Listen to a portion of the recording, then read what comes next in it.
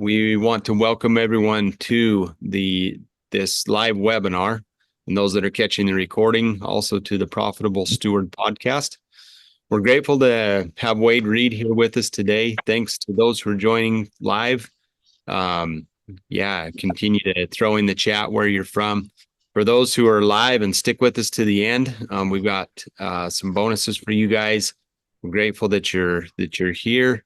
If those that are listening to the podcast, if you want to jump on these, we do them twice a month. This month, however, because of Thanksgiving, it's just going to be a one-off this month. And we do them on the second and fourth Thursdays at 4 o'clock Pacific time.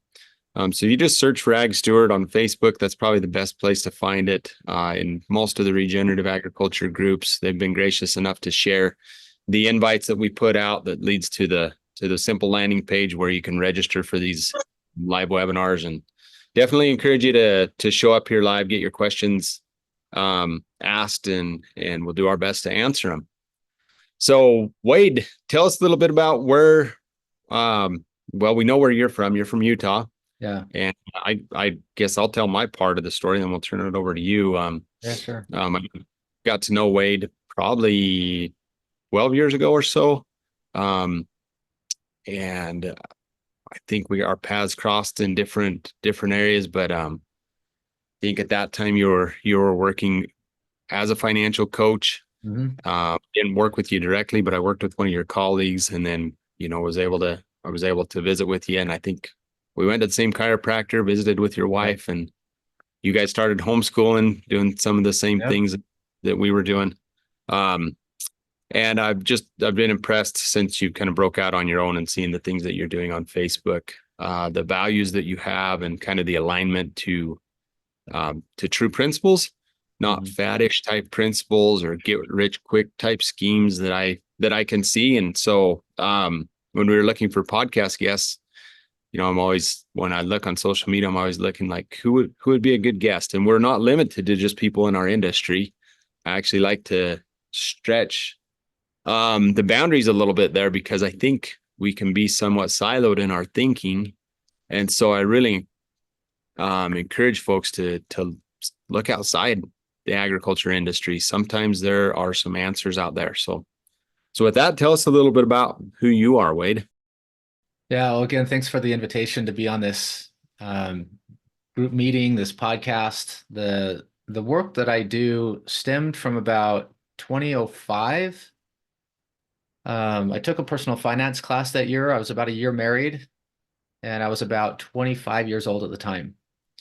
And so I took a personal finance class, really felt this strong impression. You guys all know that whisper that comes from time to time that just you can't shake. And I was like, why? Like I'm okay with money, but I thought, all right, maybe so. My wife's name's Catherine. I'm like, hey, Catherine, do you have room in your schedule? Because she was finishing up a bachelor degree. I was finishing an associate degree. And she said, yeah, I can open up some time. Let's do that class together. Make sure we're on the same page about money. And as it turned out, that was a major turning point in my life. Prior to that, I had been totally unclear. I don't know if any of you ever have thought about what you wanted to be when you grow up, and it's all the fantastic things like astronaut, firefighter, doctor, lawyer. I couldn't pick any of that stuff. Like I never knew what I wanted to be. I'm a devout Christian, a member of Church of Jesus Christ of Latter-day Saints, and that upbringing caused me to just want to help people, to do missionary service, to bring people to God, and that's all I ever wanted. And so I couldn't pinpoint what my career path would be. I just wanted to serve God. And I thought maybe physical therapy up to that point, and then this class really completely changed that over. I realized that personal finance was a place I needed to be. Came across Dave Ramsey and was delivering pizza at night, and so it was just perfect. That last semester of my undergrad, or not undergrad, but my associate degree, I was down in southern Utah, Dixie College, if anyone knows what that place is. But man, I had hours in the car at night listening to Dave Ramsey and getting a sense of what personal finance career could look like. Started working at a bank later that year. Spent 4 years in the banking industry. Did my undergraduate degree at the University of Utah, specifically emphasizing entrepreneurship and business. I really wanted to get the cash flow engine of America, which is small business, and you guys are a part of that.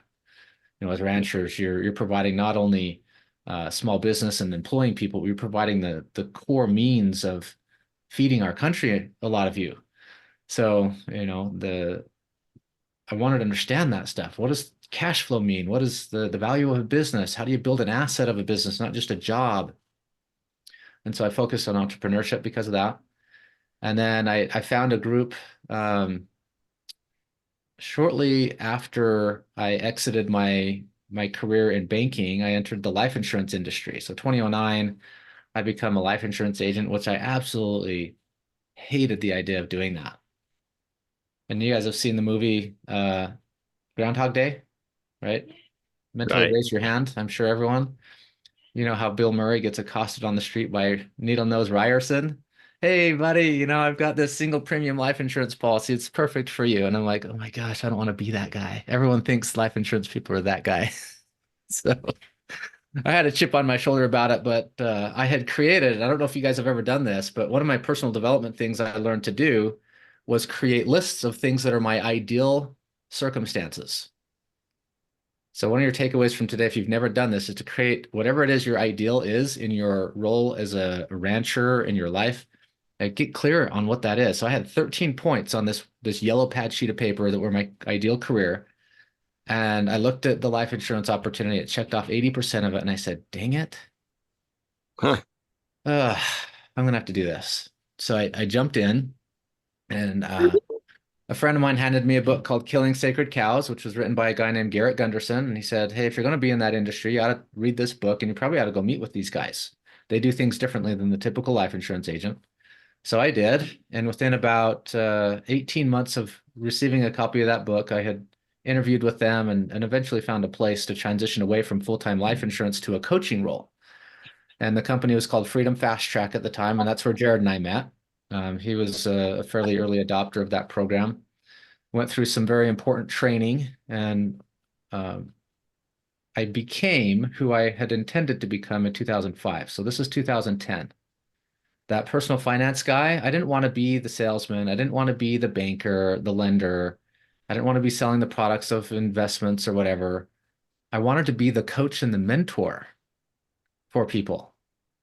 And so when I found Garrett Gunderson's company, Freedom Fast Track, and I got to step into that role and have a much more comprehensive conversation with people, that was so fun. And I checked off the rest of my list.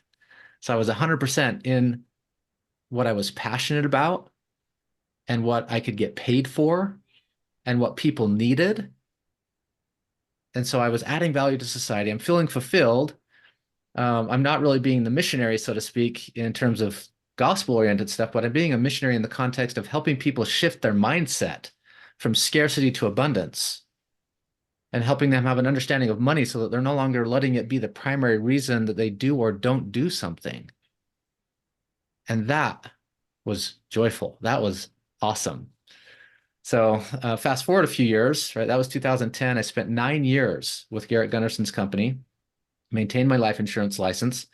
I don't know how many of you are familiar with the use of whole life insurance as a cash flow, sorry, not cash flow, but as a cash storage place and as a generational wealth tool, but it really fits what you guys are up to. You guys are about stewardship over resources and multi-generational management of resources. The life insurance asset is one of those products. It's pretty rare in the context of being able to be intergenerational. It can assure certain protections of your assets as well as transfer of assets tax-free. So I maintained, actually learned to love being a life insurance agent, even though it was absolutely the worst thing in my mind at the beginning. So I maintained that, and I didn't directly sell, but I referred people out to have that conversation with somebody else during my days as a full-time coach. And then about 5 years ago, I transitioned away from Garrett's companies and became an independent coach and maintain my life insurance license. I work with another company. So my company is called Money Mastery Coaching, and you'll find it under that name online. I maintain a brokerage relationship for life insurance with a company called Paradigm Life, and they've been around 17 years, have an excellent track record of using that particular asset of whole life in a high cash value context, not just for the protections, but for the cash value buildup that it can provide. So among all that time, I started a family. Like I was married at age 22, first baby at 24, She's now 19 years old and in college and about to go on a mission for our church early next year to Louisiana. I have a son who's a senior in high school who's a cross country runner, and then I've got four others. I come from a farming background, actually, not me personally, but my grandparents were farmers in Idaho, potato and sugar beets. Hmm. My wife's families were cattle ranchers. They were milk um, producers in Howe, Idaho. So I know a little bit about who you guys are and what you're up to, and have a great love and appreciation for the work you guys do. Was that Yeah, too long, awesome. Jared?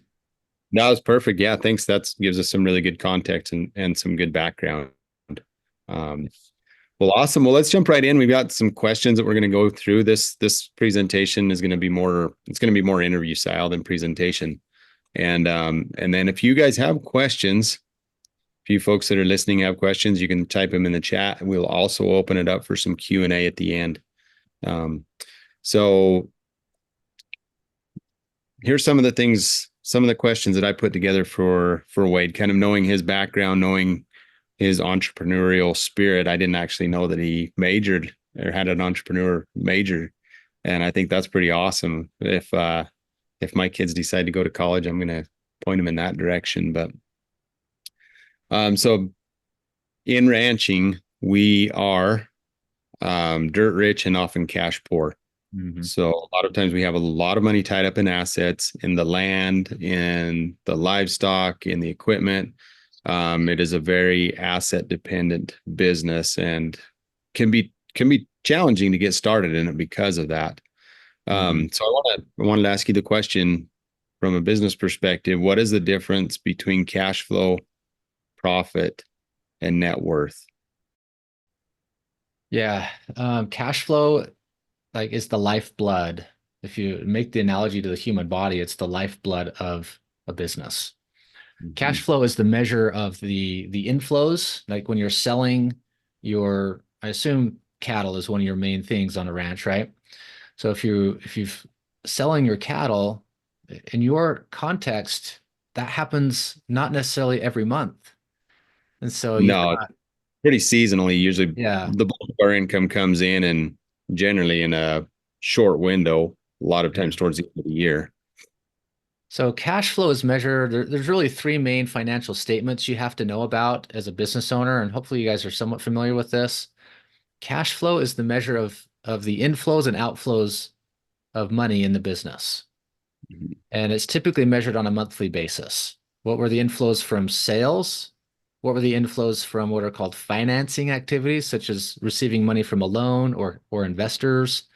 And then the third thing is cash inflows from interest. So if you have money sitting on the sidelines that's earning something and paying interest to you, that's that third component of inflows. And then the outflows, of course, be the costs of hired hands, the costs of loans that you might be paying, and any number of things that are flowing out. So it's a really simple measure of the inflows and outflows of your business. And we always want to be in a net cash positive situation. You hear of companies right now like Rivian, for example. I don't know if you guys are familiar with the tech industry, but Rivian is a car brand that's an electric car. They're trucks and SUVs, and they're currently burning like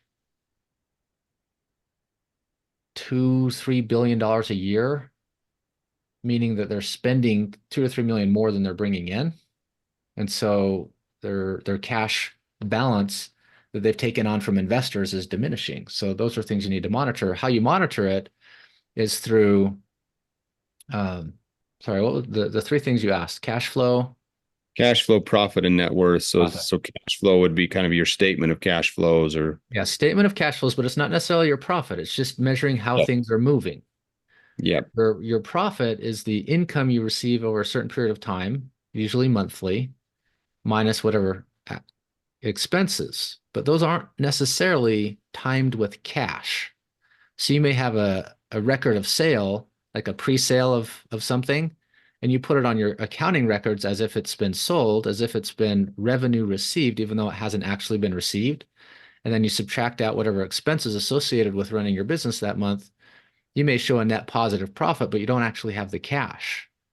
yeah, So profit is simply a measure of what you recorded as revenue or income minus whatever you recorded as expenses that month, and you end up with a net positive or negative number, so profit or loss. So that's another statement, your income and expense report.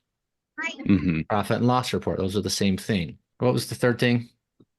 Yeah, and then the other thing that kind of to build off of that, so we'll just mute some folks here. Looks like we got them. To build off of that, uh, on the profit and the cash flow, you could actually be cash negative, but in ranching still be profitable because you've retained inventory. In Correct. other words, you've retained heifers, um, and so that presents a problem if you've got a operating line of credit due at the end of the year. Um, Yeah, so Obviously, you understand that, hey, you've got inventory in here, or you hold your calves over to January for whatever reason, you decide to background them. So that's kind of the other difference, and I'm sure it's not unique to just no, any business. ranching, your business is similar to a manufacturing company. That's why I brought up Rivian, because they Mm-hmm. have a lot of capital costs, put up a manufacturing facility, get the land, build the facility, put all the equipment in there, hire engineers and people to do all the work.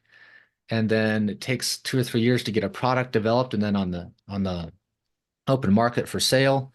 And then it takes a long time to actually get all those net costs overcome by revenues coming in to be profitable. And Yeah, so if you guys are going to model any sort of business, I would look uh, at manufacturing type companies yeah, to yeah, that's a good one. So find similarities.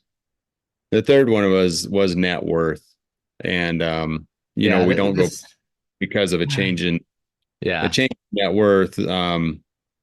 So how important is net worth to business? Uh, So net worth is virtually useless, honestly, because of what you mentioned, cash rich, or sorry, dirt rich, cash poor. yeah, Or you can be rich on what's called a balance sheet, and that's a measure of your total value of your assets. Assets being the land, the equipment, the animals, um, whatever cash you have in the bank. Maybe you've got that sale license, so you have an account that's receivable, but you haven't actually received the cash yet, so that sits on the books as an asset. And then you have your liabilities of loans and maybe you have personal equity in there that you owe back to yourself or investors. So those are liabilities. And when you measure how much your assets are worth versus your liabilities, you end up with what's called owner's equity or net worth. So as in a business context, assets minus liabilities equals your equity in the company.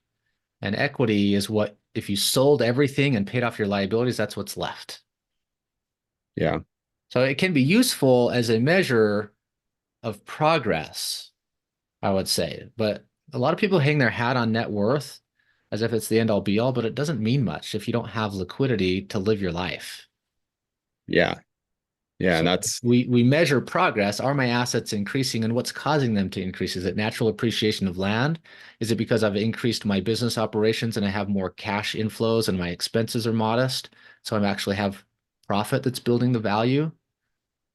So that's the more interesting thing about net worth is what's causing it to increase or decrease. absolutely, yeah. Well, I appreciate you kind of as a second witness to what we teach at AgSteward. Um, that yeah, while net worth is great, if you need to go and tap into that to either borrow against it, leverage things like that, Mhm. strategically, then it has some value to you. But as a measure over time, you have to kind of keep your inventory values and even your land values somewhat static so that you can see if management is actually improving net worth, or like you said, is it just because, you know, farm ground is super crazy high priced in your area?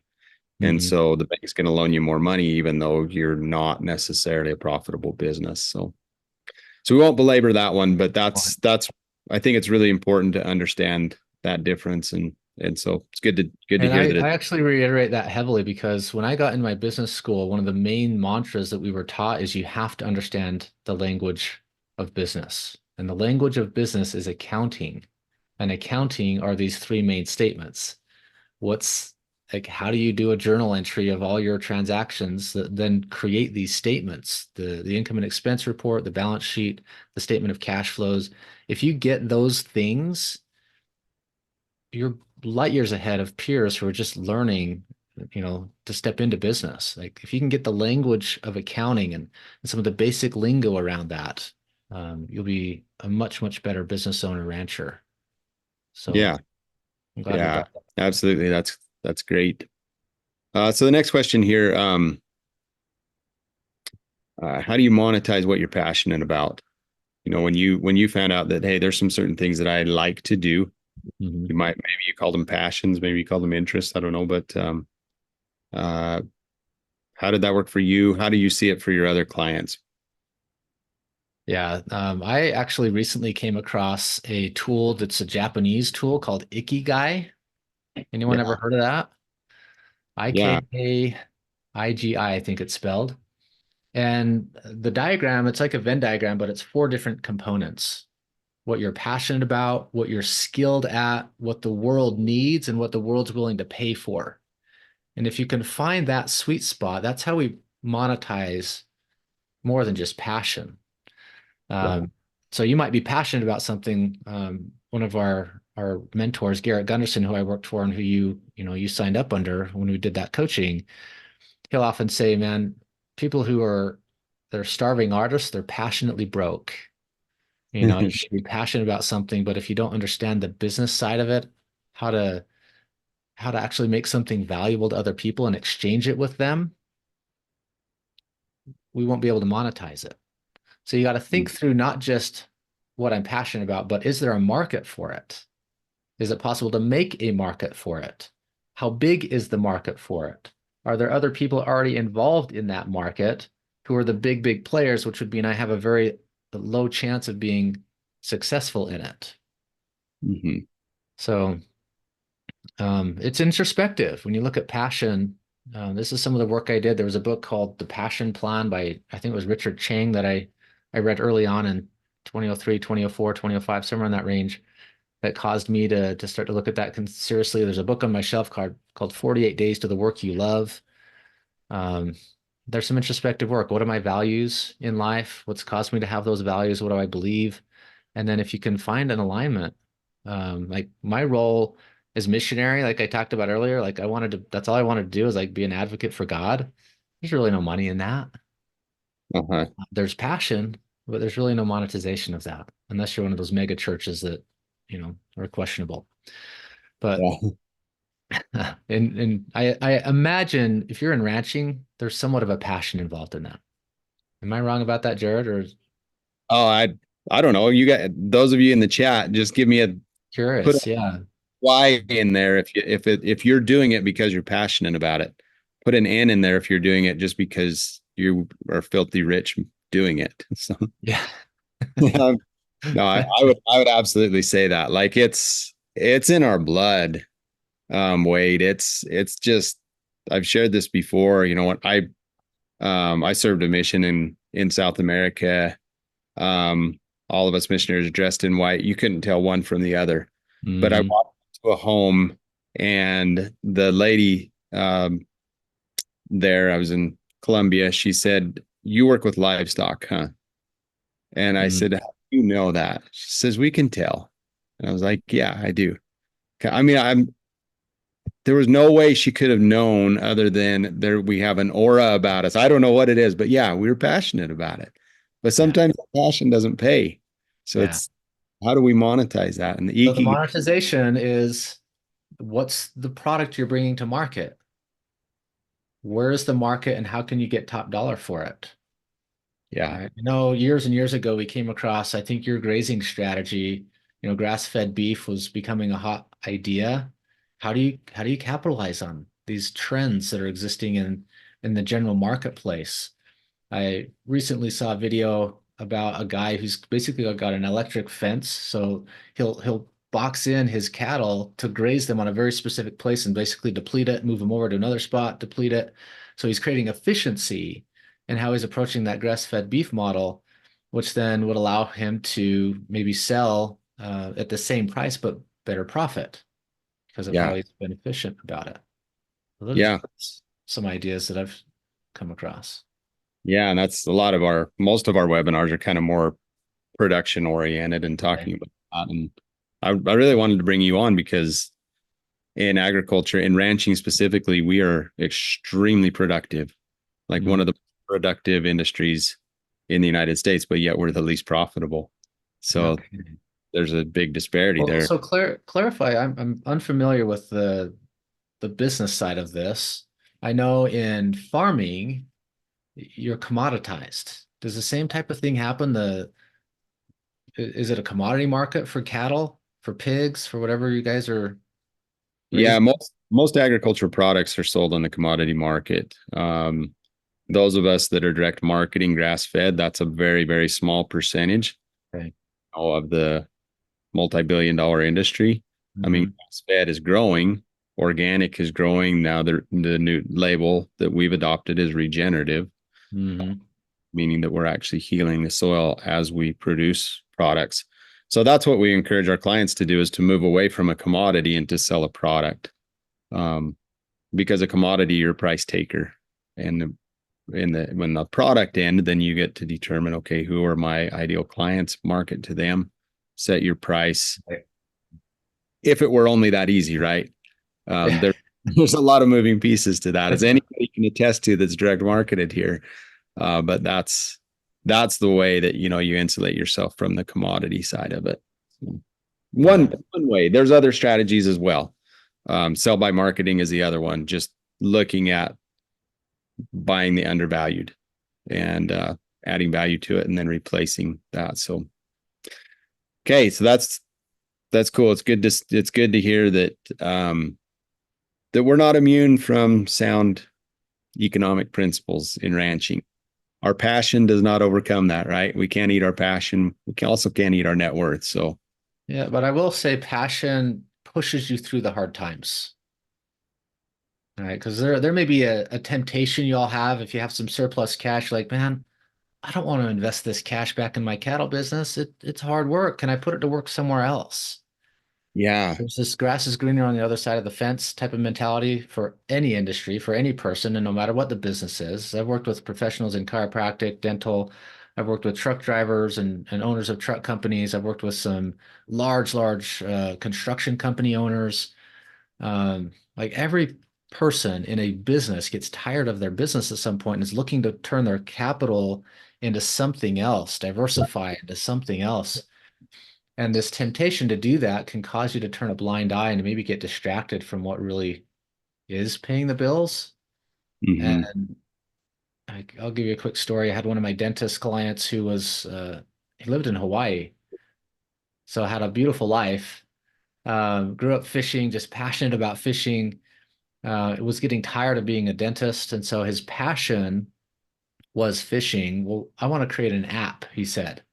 I want to create an app that connects, the people who are out on the ocean to the schools of fish, to find them and bring people together. And there's sort of camaraderie among people on boats out there, apparently. I'm like, okay, um, have you ever done that before? No. Who do you know who has? Well, nobody really. Have you got anyone who knows how to do apps and has done that successfully? I've got a couple of leads. The guy was also starting to get mentorship in real estate investing. And of course, as a dentist, you're much more cash rich than asset rich. And so he's got this surplus cash he wants to put to work in other real estate. And so he did ultimately do some of that. And as he pursued this passion project, he realized it was going to be a lot more of a distraction. And I said, well, what is it about your business you don't like? And there was this one simple procedure, and he was a pediatric dentist, and there was this one thing he was doing for these kids that he just despised. And I'm like, well, what is it going to take for you to not do that anymore? Oh gosh, I don't know. I guess I just ought to have my associate do it. Okay, well, how long would it take for you to transition those over to your associate? I don't know, 2, 3 months. I'm like, okay, so when are you going to start that process? It's like, I guess I could start tomorrow. So there are certain things that sometimes in your business that you're doing that you don't love that you may be able to stop doing by allowing somebody else who maybe has a passion for it, Yeah. love for it, and Yeah. and allow then for your focus to be in the areas you're great at, so you don't get distracted by the shiny objects that are out there. I like that.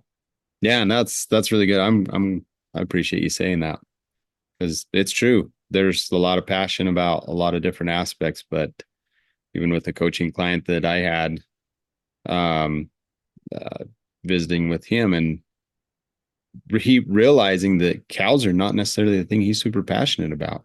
Mm, He really likes the deals, the part, and it doesn't matter if it's a tractor deal, a land deal, a cow deal.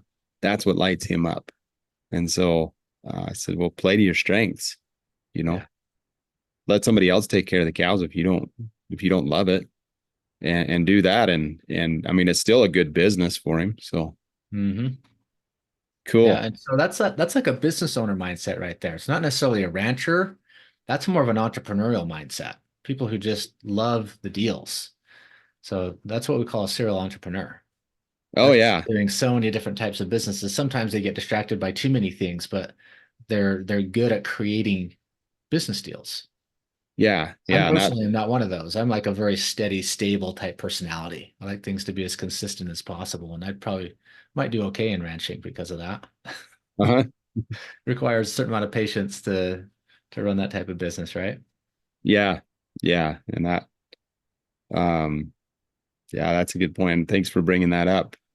So we'll roll through a couple other questions here, but who should you listen to when it comes to financial advice? I see you've got Robert Kiyosaki's book on your shelf. You know, you've mentioned Dave Ramsey, and there's so much information out there available.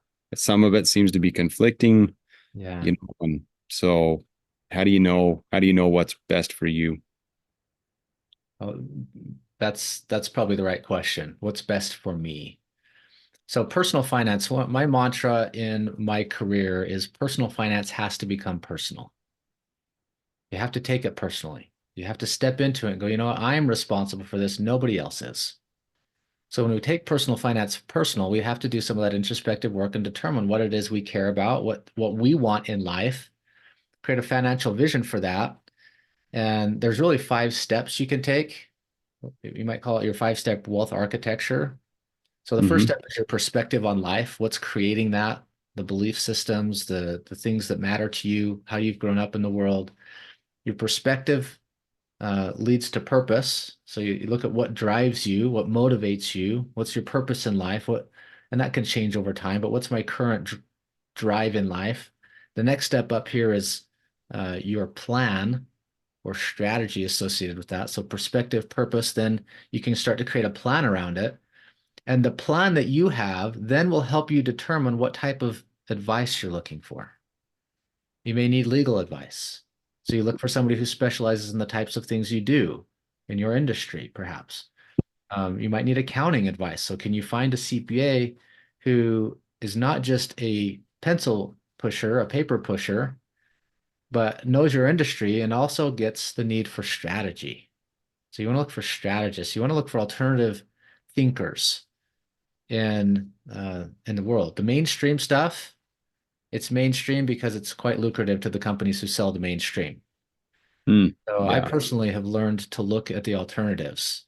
When I was in my early career, I did come across Dave Ramsey. He was not quite as mainstream, but he did have a national radio show at the time. Hmm. And I thought he thought a little differently. He brought a biblical approach as opposed to just the standard like mathematical approach to money. And I was in a banking environment, so I studied that. I got into life insurance and I studied that model. And I looked at the investment firms out there like Fidelity and Charles Schwab, and I looked at actually almost went to work for Goldman Sachs. You know, these are investment banks. They're deal makers, but what they Yeah. sell isn't necessarily the right thing for us. So I'm glad you brought up the question, how do we know what's right for us?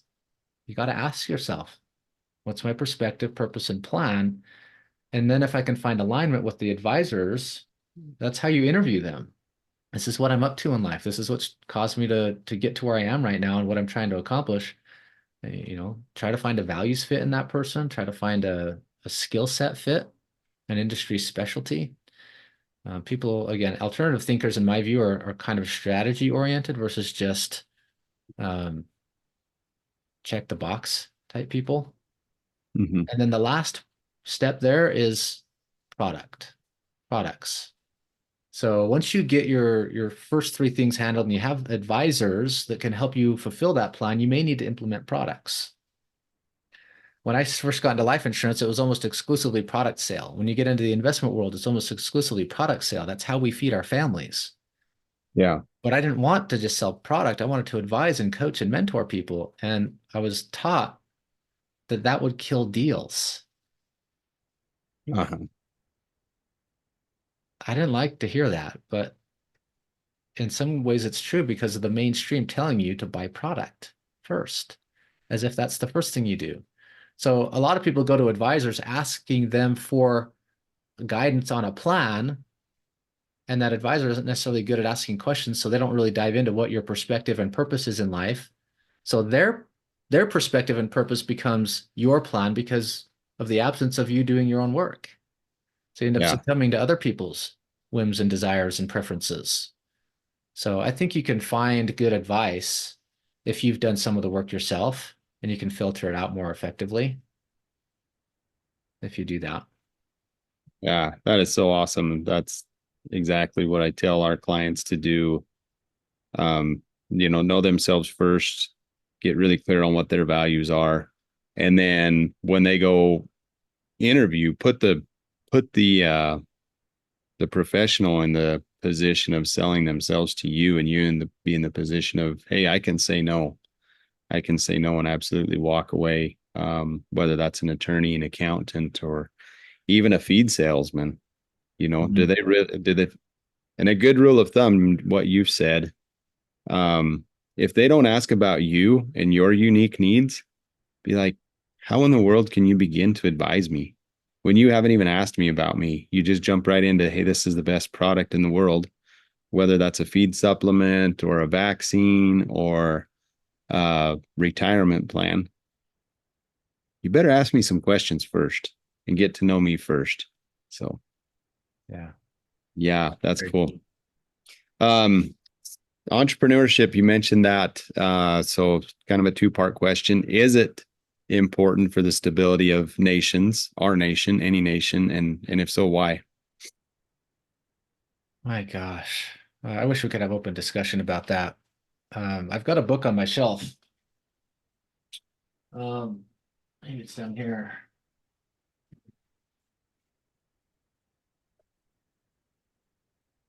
Oh, cool. The Engine of America: The Secrets to Small Business Success from Entrepreneurs Who Have Made It.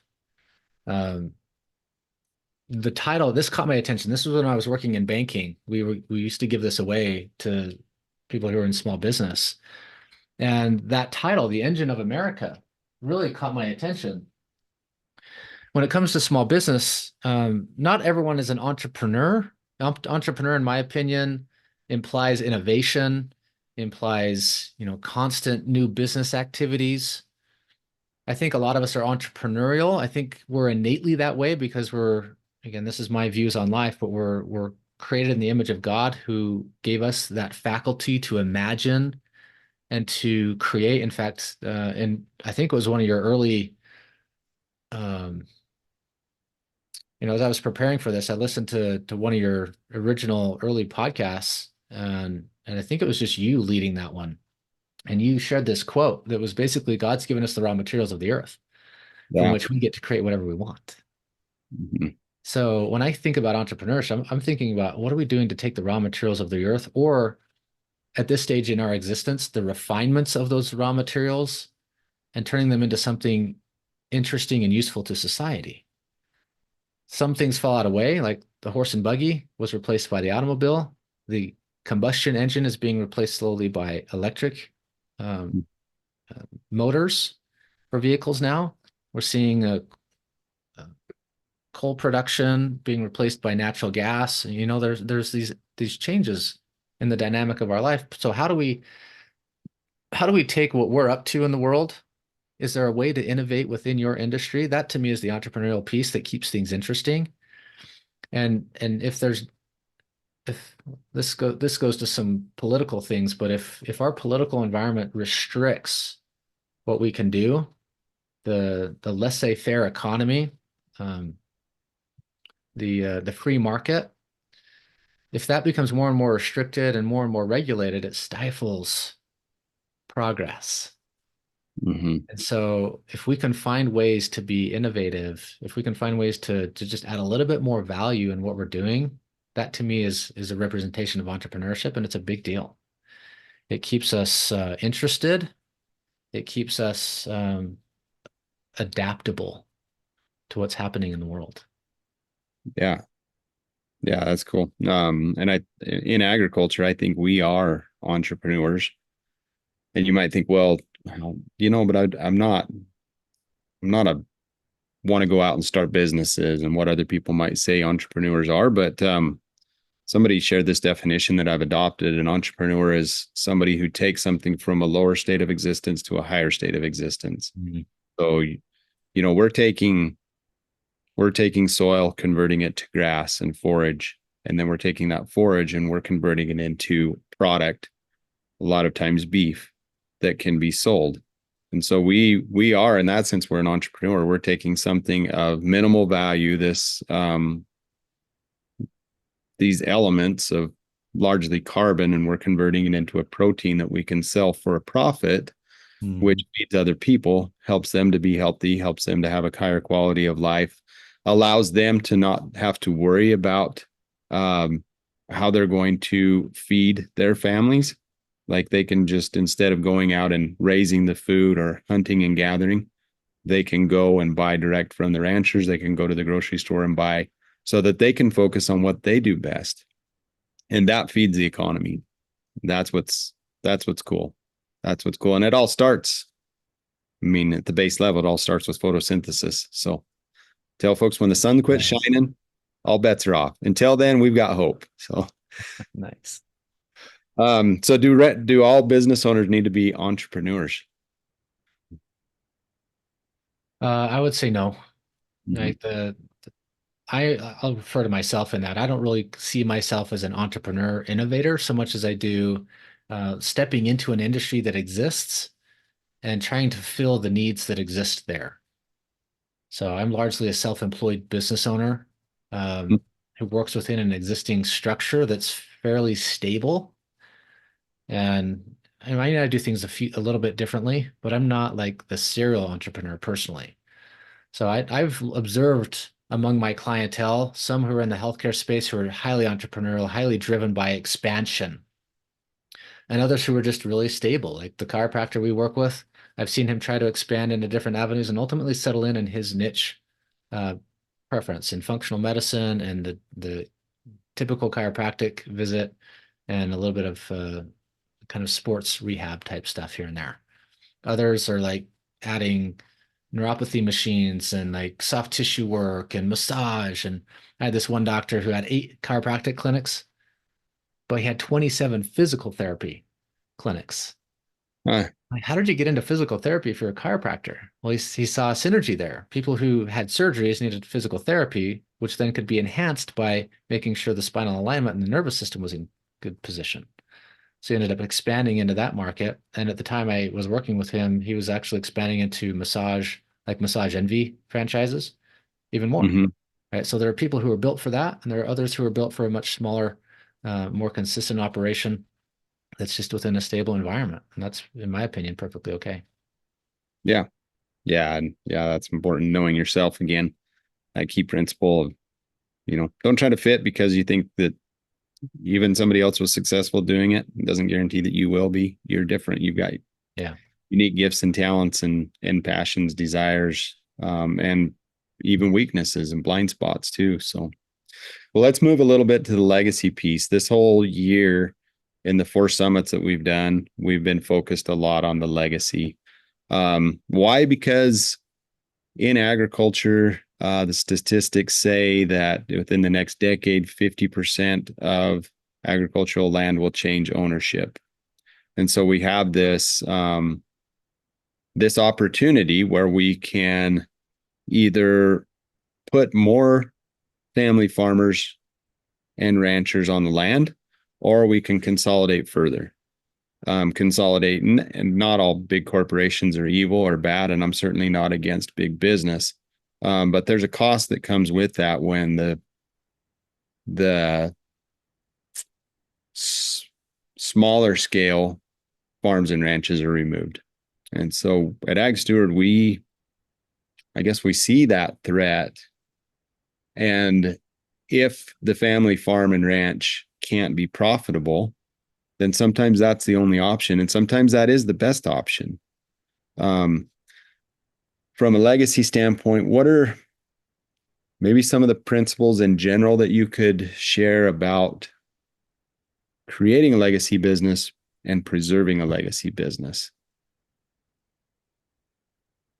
Mm. This this this is one of the more challenging things that we do. But you guys work with land, and land historically has a good track record of transition.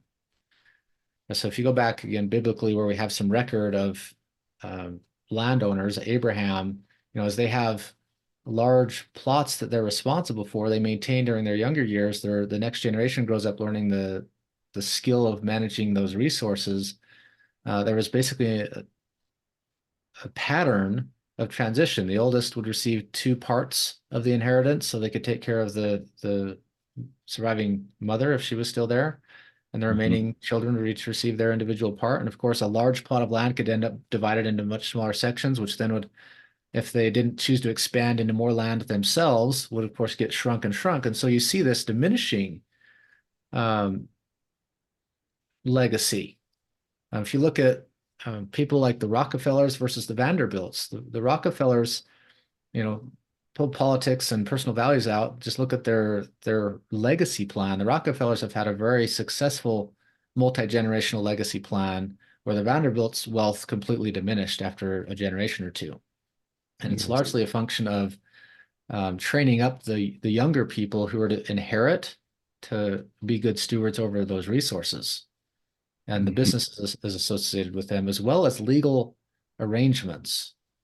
So in the estate planning world, in the legacy planning world, there are legal documents called estate planning documents. Revocable living trust, for example, which then, when you pass, becomes irrevocable. During your lifetime, if you have enough assets, you can have specialty trusts known as land trusts, or a domestic asset protection trust, or a number of other things that can be specialty to what you guys are doing, that protects the money that's going to be inherited from taxation, which is one of the biggest thieves of a legacy plan. So I would say, more than anything, forget all product, forget all legal arrangements. It's the way you train the next generation and determine whether or not they truly want to inherit, or if you're going to hire somebody or allow an investor to come take over a portion of that and maintain it. So legacy doesn't have to be the wealth of your land. It doesn't have to be the wealth in your bank accounts. It can also be the legacy of who you are and who you train your kids to be. So for example, I come from zero financial inheritance, none, but I have a very wealthy inheritance of good people. I have written documents of my ancestors' history that tell me about who they are and who they were and what they did in the world. One grandfather, for example, founded Cache Valley, and at the time, the counties, or the state capital, was in Fillmore, halfway down the state. And in the winter, when they would have their sessions, he would have to leave his family and go down 300 miles or maybe 200 miles from there, to Fillmore, and have his public service done. Well, at the same time, he was the bishop over this large congregation that was spread out all over the place, and he still had to farm his land, and his old children, of course, helped out with that. So there's this whole legacy of character that I think is way more important than the assets we leave behind. For sure. Yeah, I appreciate that perspective. Do we need to talk practical stuff too, though, like legit wealth transfer tools? Let's talk a little bit about that. Let's talk a little bit about what I don't believe in retirement. In the sense that, we're going to leave something that we don't like to go do something that maybe we think we're going to enjoy, sit on a beach somewhere because, we've earned our time. But I think that there are wealth, maybe they're traditional retirement accounts or whatever they are, so that, for example, my parents left it at age, what was it, 64, and I was 24, and they've served missions. Mhm. The ranch still supported them to an extent, but largely they had the ability to support themselves while they were on those missions. And so that's where we would ideally like to be and like to help our clients to be, so that if they choose to transition from ranch management to owners to completely off, that they have the ability to do that. So yeah, let's talk some practical tools. Okay. And guys, if you have any specific questions about this, we've got what, 10 or 15 minutes or Yeah. was Yep. this planned for an hour today? It was, and we can go, if you don't have a hard stop, we can go a little bit after too. Yeah. Really I'm a little focusing. flexible there. So if you guys want to and have questions, we can. So drop it in there. Um, Legitimate legacy transfer, like wealth tools. So prospective purpose plan professionals. So the professionals we choose to work with will help us with that. And particularly on the legal side, a good estate planning attorney will help you establish the legal arrangements that help minimize tax on transfer. So for example, if you have inherited land that was worth, say, $1 million when it transferred, or maybe when your parents bought it, and now it's worth $5 million, but they haven't passed away yet. There's a $4 million gain. Mm-hmm. If they transfer that to you during their life, title transfer, that's a taxable event. So there's a gain of $4 million that has to have tax paid on it. Whereas Mm-hmm. if they keep it in their name or owned by the trust, which then upon their passing formally transfers to the next generation, according to current tax law, all that capital appreciation, the gain on that property's value, will now become the new baseline for the next generation. It's called a step up in basis. Mm-hmm. So land is one of those things. Physical buildings have that structure. So certain assets can have a step up in basis when it transfers to the next generation. And thereby we eliminate whatever the tax would be on that phantom gain of $4 million.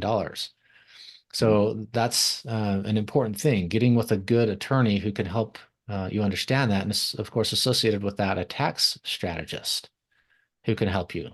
Not just a CPA or an accountant who understands how to do a tax return, but legitimately somebody who's well versed in tax strategy. And oftentimes, estate planning attorneys also get into the tax strategy world. They're known as tax attorneys.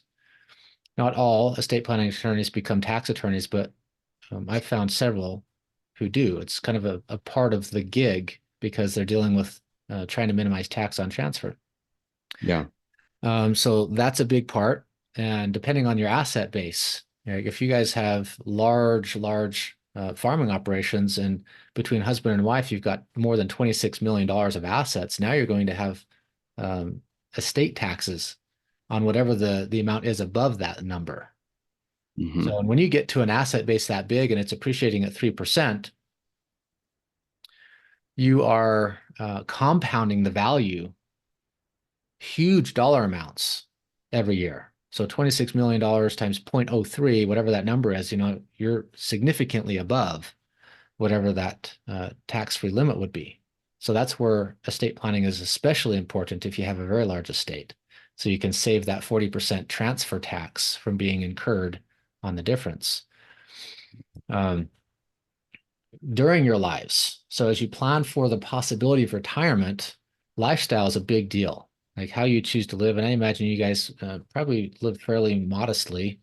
Um, I don't know how profitable your business really is, but our lifestyle choice. Here's the principle. If you have $1 more at the end of the month than what you brought in, you're financially free. But if you have $1 less, you're stressed and you're going into debt. So it's really just a function of your choice of how to live at that point as to what resources you need to draw on. So right before this meeting, I spent an hour and a half, and I've spent several hours prior to that with one of my clients who's 52 years old. He's built up about $3-4 million of assets at this point between 401k, um, inherited IRAs from his parents and her parents. They've got money in Roth 401k, Roth IRA. So the vast majority of their wealth is actually in these tax deferred plans, which, given their circumstances, has served them pretty well. But as we looked at the distribution of their wealth, they've been deferring tax at 22 or 24%. And at the end of their working years, they'll still have about that same tax cost. So it really hasn't been a win. The idea of a 401k or IRA that's tax deferred is that you'll be in a lower tax bracket. It's not always the case, especially if you've got a large sum built up in there, because they have to draw out $200,000-300,000 a year in order to meet their current lifestyle as an increased inflationary factor. So $160,000 a year of living expenses right now, increasing at 3% a year is causing like $200,000, $250,000, $300,000 of expense in the future. So we're stress testing their model, and they have to pull out so much from their tax deferred accounts that the tax is at least the same, if not higher, than they were deferring it at. So it's backfired basically. Yeah. So we want to be mindful of the retirement vehicles we choose. We might be sold by a CPA. If you want to save tax today, put money in an IRA or 401k, put it in the stock market, let it all grow and compound. But in the real world, depending on your choice of lifestyle in the future, your deductions may go away because you've transferred your assets to somebody else. The cost of living may be higher. Your desire to go out and enjoy your wealth may be different. And so your actual cost of taxation on those dollars may cause you to be at the same or higher tax brackets, and the deferral doesn't really make sense. So at today's historically low tax rates, you may prefer to be in things that are tax-free.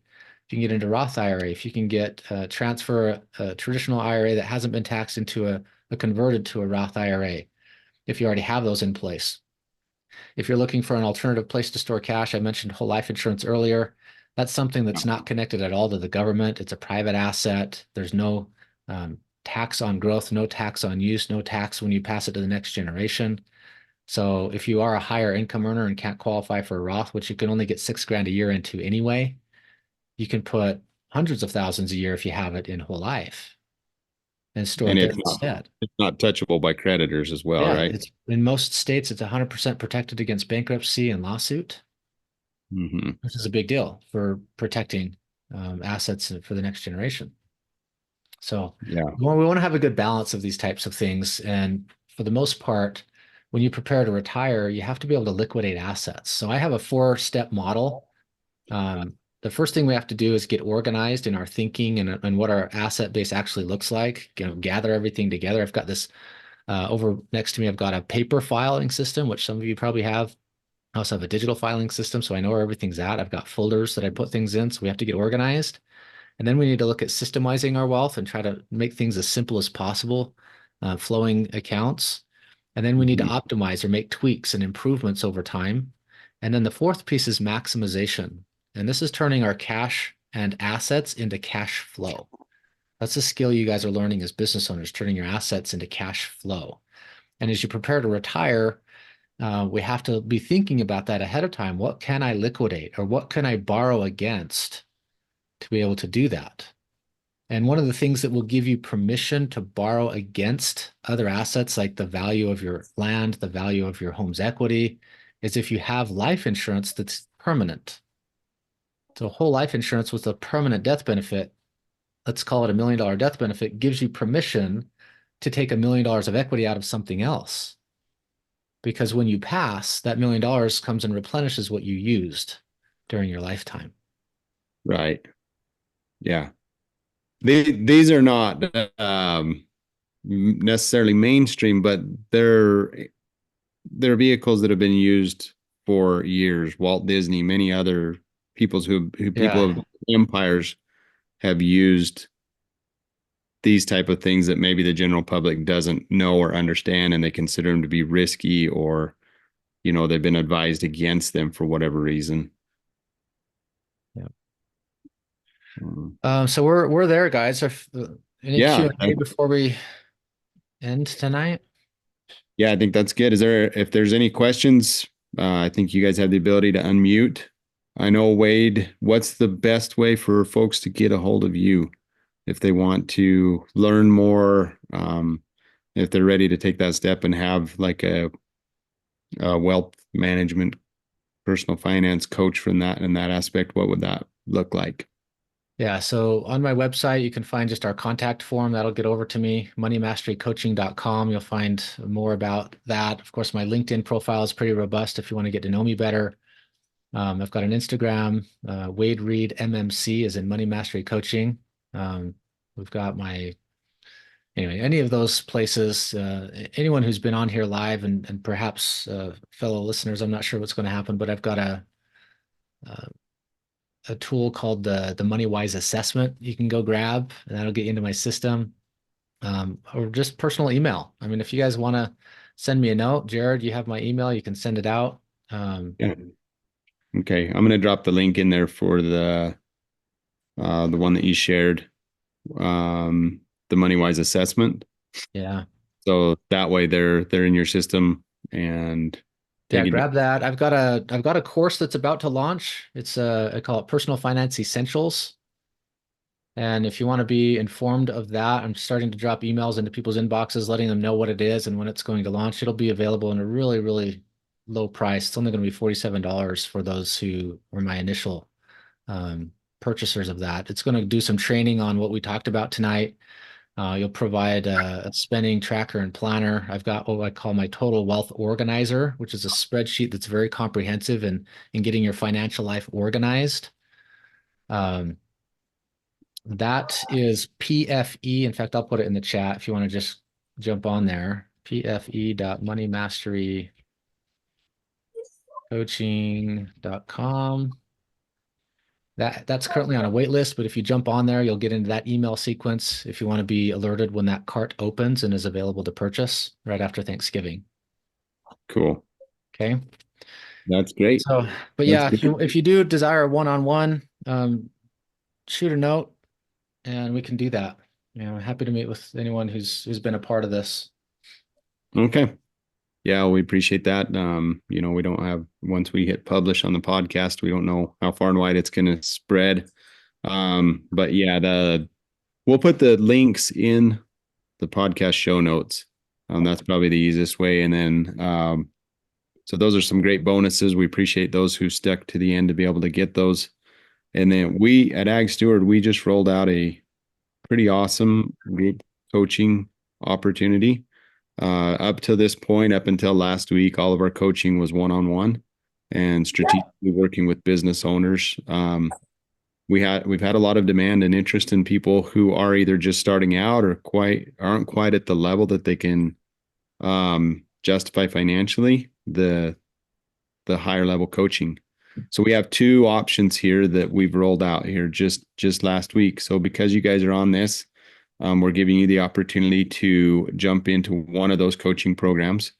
We'll be talking more about that in upcoming webinars.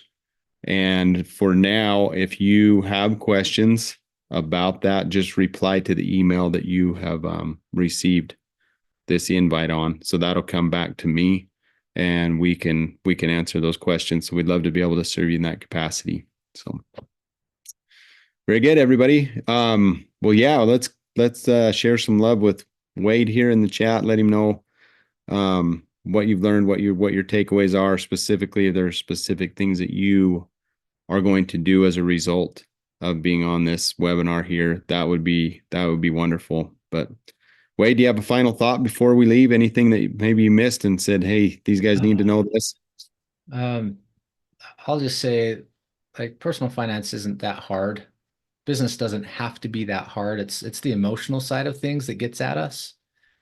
So having that passion is a big deal. It'll get you through so many things, and make personal finance personal. Like, let it be something you care about, you study out, you spend some time with. Otherwise, it'll continue to remain like ethereal and enigmatic, and you'll never really feel confident with it. So I encourage you guys just to make it personal. And if I can be of support beyond this, please let me know how I can do that.